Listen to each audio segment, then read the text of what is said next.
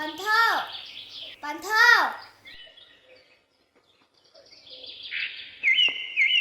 ꯄꯟꯊꯧ ꯂꯪꯐꯩꯗ ꯀꯨꯏꯅ ꯂꯩꯔꯛꯀꯅꯨꯀꯣ ꯂꯩꯔꯛꯑꯣꯏꯗ ꯏꯄꯥꯅ ꯆꯠꯂꯤꯕꯁꯦ ꯅꯃꯥꯅꯆꯥ ꯅꯨꯡꯉꯥꯏꯅ ꯂꯩꯅꯕꯅꯤ ꯍꯌꯦꯡ ꯏꯄꯥꯅ ꯍꯜꯂꯛꯄꯗ ꯏꯆꯥꯒꯤ ꯐꯖ ꯐꯖꯕ ꯐꯤꯔꯣꯜ ꯂꯩꯔꯛꯀꯗꯣꯏꯅꯦ ꯅꯃꯥꯅ ꯍꯥꯏꯕ ꯏꯜꯂꯨꯀꯣ ꯍꯣꯏ ꯄꯟꯊꯧ ꯁꯦ ꯑꯉꯥꯎꯕꯤꯁꯤꯗꯤ ꯏꯄꯥꯅ ꯂꯪꯐꯩꯗ ꯆꯠꯂꯝꯗꯥꯏꯗ ꯀꯞꯄ ꯇꯧꯍꯩꯗꯦ ꯏꯄꯥ ꯆꯠꯂꯨꯈꯤꯒꯦꯀꯣ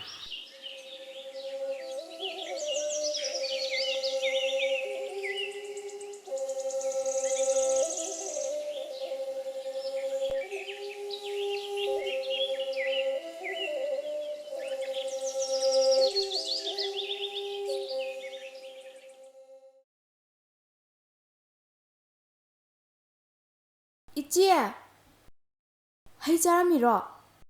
ꯍꯣꯏ ꯆꯥꯔꯝꯃꯤꯅꯤ ꯏꯅꯥꯎ ꯅꯪꯗꯤ ꯅꯁꯛ ꯀꯌꯥꯝ ꯐꯖꯔꯝꯃꯦꯅ ꯅꯆꯥꯅꯨꯄꯤ ꯂꯩꯖꯕ ꯒꯥꯏꯖꯦ ꯑꯦ ꯅꯪꯒꯤꯁꯨ ꯅꯆꯥꯅꯨꯄꯤ ꯂꯩꯗꯨꯗꯤ ꯀꯗꯥꯏꯗꯒꯤ ꯑꯩꯈꯣꯏꯒꯤꯁꯤꯗꯤꯅꯦ ꯊꯕꯛ ꯁꯨꯅꯤꯡꯈꯤꯗ꯭ꯔꯕ ꯊꯕꯛ ꯑꯃꯒ ꯍꯥꯏꯔꯨꯕꯁꯦ ꯇꯜꯂꯤꯒ ꯃꯥꯏꯌꯦꯒ ꯀꯣꯛ ꯆꯤꯛꯑꯦꯒ ꯑꯗꯨꯝ ꯇꯧꯗꯨꯅ ꯂꯩ ꯍꯧꯖꯤꯛꯇꯒꯤ ꯍꯧꯅ ꯊꯕꯛ ꯁꯨꯅꯤꯡꯗ꯭ꯔꯗꯤ ꯍꯌꯦꯡ ꯃꯥꯅ ꯃꯌꯨꯝ ꯃꯀꯩ ꯄꯥꯜꯂꯒ ꯑꯩꯈꯣꯏꯁꯦ ꯑꯃꯨꯛ ꯌꯣꯜꯂꯨꯗꯣꯏꯅꯦ ꯍꯣꯏ ꯑꯗꯨꯁꯨ ꯆꯨꯝꯂꯤꯕꯅꯤꯗꯣ ꯃꯆꯥ ꯃꯃꯧ ꯐꯕ ꯒꯥꯏꯁꯦ ꯃꯅꯦꯝ ꯑꯩꯈꯣꯏꯁꯨ ꯅꯨꯡꯉꯥꯏꯖꯔꯤꯕꯅꯤꯗꯣ ꯏꯆꯦ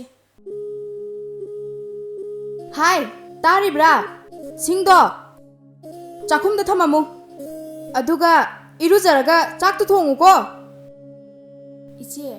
ꯏꯆꯦꯁꯨ ꯅꯃꯣꯏꯅꯨ ꯂꯩꯕꯒꯤ ꯈꯔ ꯐꯔꯤꯕꯅꯤꯗꯣ ꯍꯧꯖꯤꯛꯇꯅꯤꯗ ꯃꯥꯅ ꯊꯕꯛ ꯈꯔ ꯁꯨꯔꯤꯕ ꯍꯥꯏꯕꯕꯨ ꯃꯄꯥ ꯂꯩꯔꯤꯉꯩꯗꯗꯤꯅꯦ ꯄꯥꯈꯣꯟꯒꯁꯦ ꯃꯆꯥ ꯑꯝꯇ ꯁꯤꯔꯨꯕ ꯌꯥꯄꯣꯟꯇꯦ ꯃꯄꯥꯅꯅꯦ ꯑꯣꯟꯊꯣꯛꯅ ꯁꯥꯎꯈ꯭ꯔꯕ ꯍꯧꯖꯤꯛꯇꯤ ꯃꯄꯥꯅ ꯂꯪꯐꯩꯗ ꯆꯠꯈ꯭ꯔꯤꯉꯩꯁꯤꯗꯅꯦ ꯊꯕꯛ ꯈꯔ ꯌꯥꯝ ꯁꯨꯍꯜꯍꯧꯒꯦꯅꯅꯦ ꯐꯔꯦ ꯏꯆꯦ ꯑꯗꯨꯗꯤ ꯑꯩꯈꯣꯏ ꯃꯨꯛꯍꯜꯂꯒꯦ ꯍꯣꯏ ꯆꯠꯊꯣꯛꯎꯔꯣ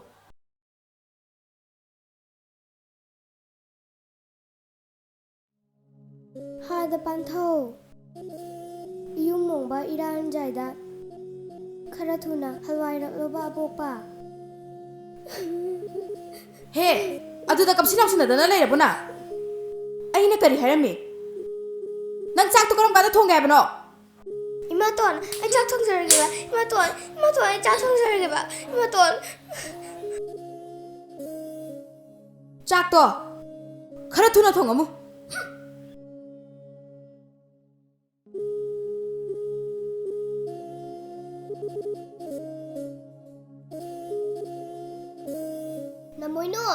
ꯅꯃꯣꯏꯅꯨ ꯇꯥꯕ꯭ꯔꯥ ꯅꯪꯕꯣ ꯊꯣꯔꯛꯑꯣ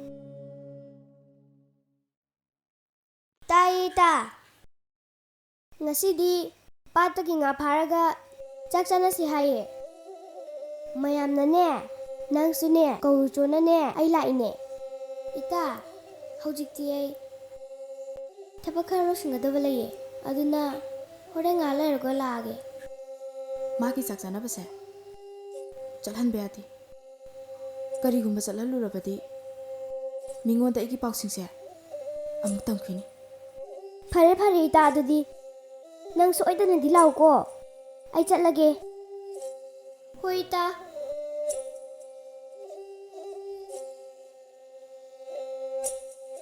ꯍꯥꯏ ꯅꯃꯣꯏꯅꯨ ꯅꯪ ꯆꯥꯛ ꯆꯥꯅꯕ ꯆꯠꯄ ꯌꯥꯔꯣꯏ ꯆꯦꯡꯒ ꯑꯝꯇ ꯂꯩꯇ꯭ꯔꯤꯕꯅꯤ ꯐꯧꯗꯣ ꯈꯔ ꯁꯨꯔꯝꯃꯨ ꯉꯁꯤꯗꯤ ꯊꯕꯛꯁꯦ ꯑꯣꯟꯊꯣꯛꯅ ꯌꯥꯝ ꯂꯩꯈ꯭ꯔꯕꯖꯥꯠꯅꯤ ꯏꯃꯥꯇꯣꯟ ꯅꯆꯥꯅ ꯈꯣꯡꯗꯣꯏꯗ꯭ꯔꯤꯉꯩ ꯊꯕꯛꯁꯤꯡꯗꯣ ꯂꯣꯏꯅ ꯂꯣꯏꯁꯤꯟꯖꯔꯝꯒꯦ ꯏꯃꯥꯇꯣꯟ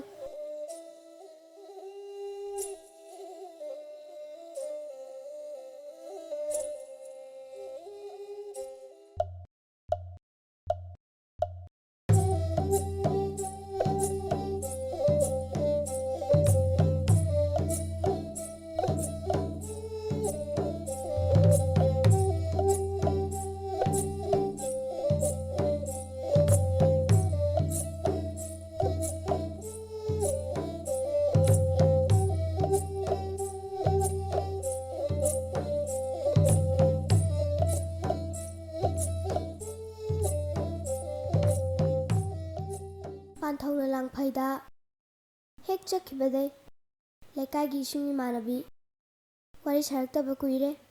ꯉꯁꯤꯗꯤ ꯊꯕꯛꯁꯤꯡꯁꯦ ꯈꯔ ꯉꯟꯅ ꯂꯣꯏꯁꯤꯟꯗꯕ ꯌꯥꯗꯦ.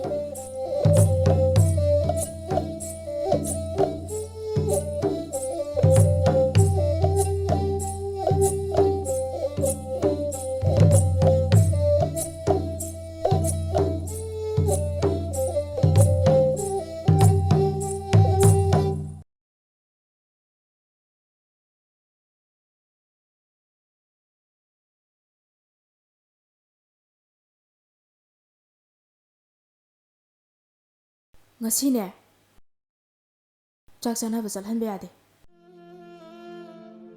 Karigumba chatkrabadi yumgi thabak macha macha singse aina tawfa tare. Hai maima madi lakula ine. Thaba ama gum bihawrage. Imaton, tabak ayamba losila'e. Ay chak chanaba ngayak chacharuge Imaton. Hai, namoyno. Aina ngasi tabak yam lei haidro. Labuki hingkonda chatlaga ne. Insang makhongsingdo khara somamu. Adu loiraga sangi charu kakadabani ko. Kaino ni Imaton? Tabak mayamse yamsu yamankhre. Ay sumine awabu sa khangi Imaton. Hai, Chintibi, lamhenbi, nanggumana su ay kisi takta kumbasari. Ay ma,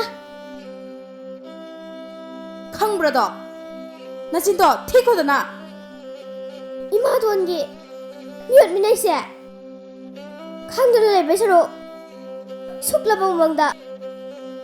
Hayno na ono le jabagi Imaton.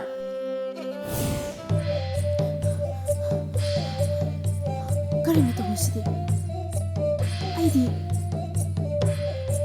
Sangman kraduna. Jak tong na bakabesina. Tomura ba malidana.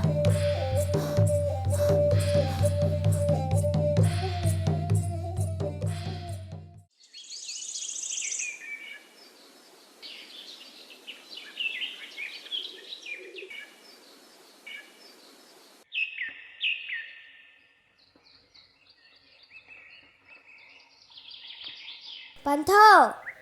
Panthaw! Kadaidagino taariba khonjensidi namoynugi khonjen nattabrani siba manida namoynuni ipagi bema namoynu Panthaw! Namu musa khangbidraba Panthaw! isagi khonjendi tare adubu nungsiraba isagi saktamdi uba phangre kadaino ipagi mimangsida isagi nungsiraba saktamdo amta uhalao nang ipabu nungsidraba namoynu Hada Panthaw pokpa. Nachadi Imatongi miyot minayna khangba ngamdradana athappa chingnungsida kanamtagi miwa tadana ingna chikna hayno na ondo lejare ko pokpa.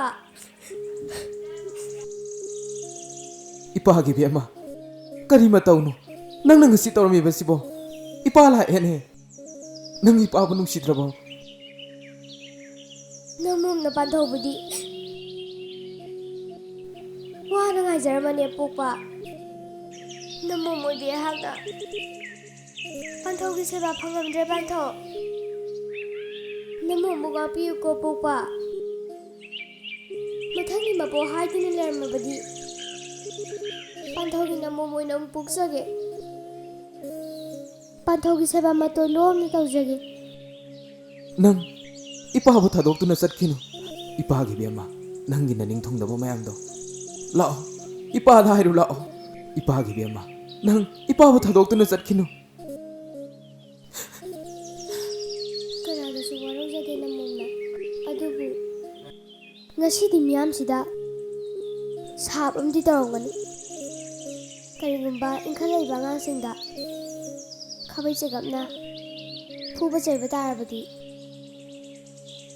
ngasi aina phangniba sigum makhoisu phangboisano.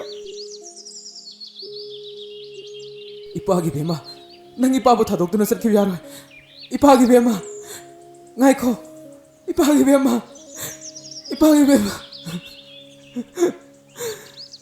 ꯏꯄꯥꯒꯤ ꯕꯦꯝꯃ